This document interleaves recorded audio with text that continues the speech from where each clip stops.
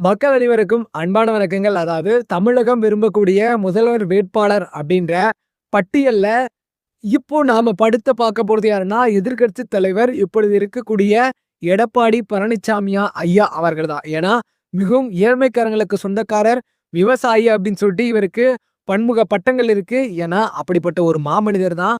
கிட்டத்தட்ட ஜெயலலிதா இறந்த உடனே இவருக்கு கொஞ்ச வருடங்கள் கழித்து, அதாவது கிட்டத்தட்ட ஒரு 1 ஆர் 2 இயர்ஸ்லயே இவரும் வந்து பார்த்தோம்னாக்கா சிஎம் ஆயிடுறாரு. சிஎம் ஆனதுக்கப்புறம் கிட்டத்தட்ட அவரும் நெறைய விஷயங்கள பண்றாரு. கொரோனா பேரிடர் காலத்துல சந்திச்சதா இருக்கட்டும், கிட்டத்தட்ட நெறைய விஷயங்கள் மக்களுக்காட்டியும் நெறைய விஷயம் செஞ்சிருக்காரு.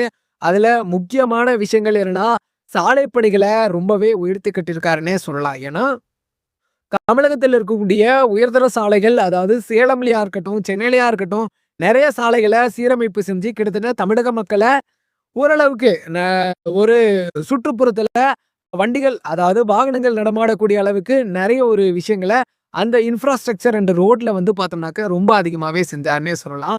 அதுக்கப்புறம் என்னன்னா, நம்ம எதிர்பார்த்தபடி கொரோனா காலம் அப்போ வந்து ரொம்ப அதிகமா இருந்தது. மக்களுக்கு கொரோனா ம ம வறுமையில வாட்டிட்டு இருந்தபோது, கொரோனா வந்து அந்த இதுல நெறைய ஹாஸ்பிட்டலைசேஷன் புரொவைட் பண்ணதுல, இவர் ரொம்ப அதுல அதிகமாவே பார்த்தாருன்னே சொல்லலாம். கிட்டத்தட்ட அதுக்கப்புறம் என்னன்னா, மாணவர்களுக்கு 7.5% இடஒதுக்கீடு அப்படின்ற ஒரு பட்டியல மாணவர்களுக்காக எஸ்பெஷலா வெளியிடுறாரு. அவருடைய ஆட்சி காலத்துல மிகவும் ஆ ஒரு பிரசித்தி பெற்ற ஒரு திட்டம்னே சொல்லலாம். 7.5 ரிசர்வேஷன் அப்படின்னு சொல்லலாம்.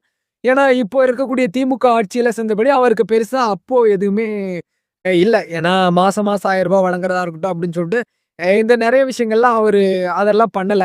ஏன்னா அவரு ஒரு ஸ்டார்ட்டிங் ஸ்டேஜ்ல ஒரு முதலமைச்சரா இருந்தாரு.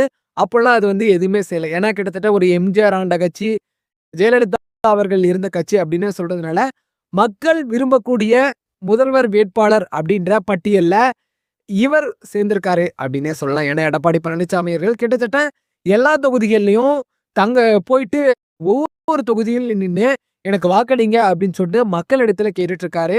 ரொம்ப ஒரு நல்ல விஷயமா பார்க்கப்படுது. ஏன்னா ஒரு அரசியல் கட்சி தலைவர் மக்களிடத்துல போயி, ஏன்னா அப்போ மு.க.ஸ்டாலின் அவர்களா இருக்கட்டும், அந்த விஷயத்த தான் செஞ்சாரு. ஏன்னா 2021 சட்டமன்ற தேர்தல் காட்டி, இப்போ 2026 சட்டமன்ற தேர்தல காட்டி, இவர் போயிட்டு மக்களிடத்திலே ஒவ்வொரு தொகுதியிலும் நின்னு கேட்டுட்டு இருக்காருன்னே சொல்லலாம்.